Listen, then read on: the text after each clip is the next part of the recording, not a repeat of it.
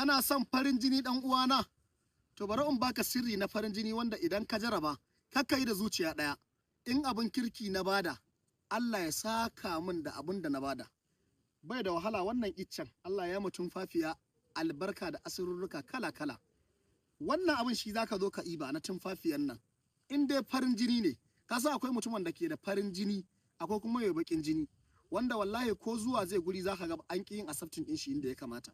Amma akwai mutumin da ya zo guri sai ka kowa kaunarsa yake, kowa so yake ya gansa. In yana guri sai jama'a zo su taru a gurin. Wannan shi ake ce ma farin jini kenan.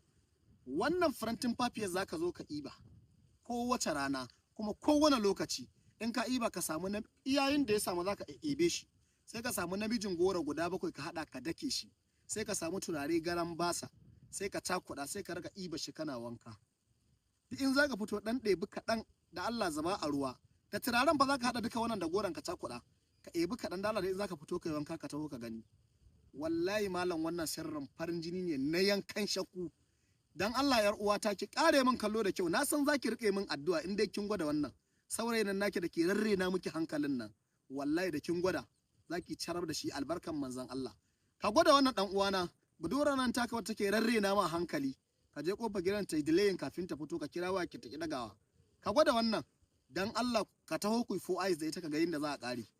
Albarka annabi Muhammad duk wanda ya jaraba wannan sirrin sai ubangiji ya biya masa bukata. Icce dai ne gashi tun fafiya ne. An ka zo ka iba gora ne, ba wani abu ne, dukkan waɗannan babu inda suka saba ma addinin Allah. Zaka daka ka cakuɗa da turare ka rika zuba a ruwa kana wanka.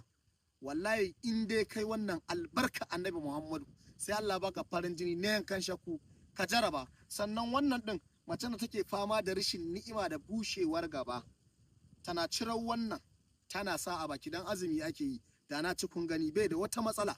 In ka ci zaka ji gardi gare yana da daɗi, ba abin da zai sa ma larura a jikinka face ma ya ƙara maka lafiya. So wannan in kana ibarsa kai ma namiji kana ci, duk lokacin da zaka tafi gurin iyalanka zai ƙara maka fawa. Wallahi zaka ji kamar ka sha ƙwaya ne, dan yana da ƙarfin gaske sosai.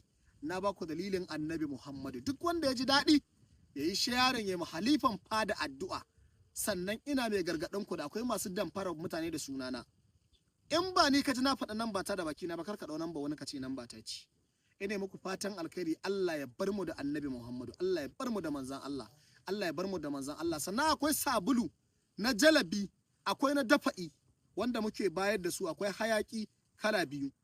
Akwai hayakin dafa'i shi ma akwai hayakin jalabi kala biyu, duka ina bayar da su. Duk wanda yake da bukata zai yi magana sai a tura masa da shi dalilin annabi. Ina ma kowa fatan alkhairi, amma fa siya ake, ba kyauta nake bayarwa ba. Wannan dai shine na bada kyauta. Shi ma da dan ba za ka iya ba, zan iya hada shi gaba ɗaya complete in tura ma a duk inda kake a faɗin duniya kuma cikin farashi mai sauki. Allah ya bar mu da annabi, a tura mun sharing din bidiyon nan dan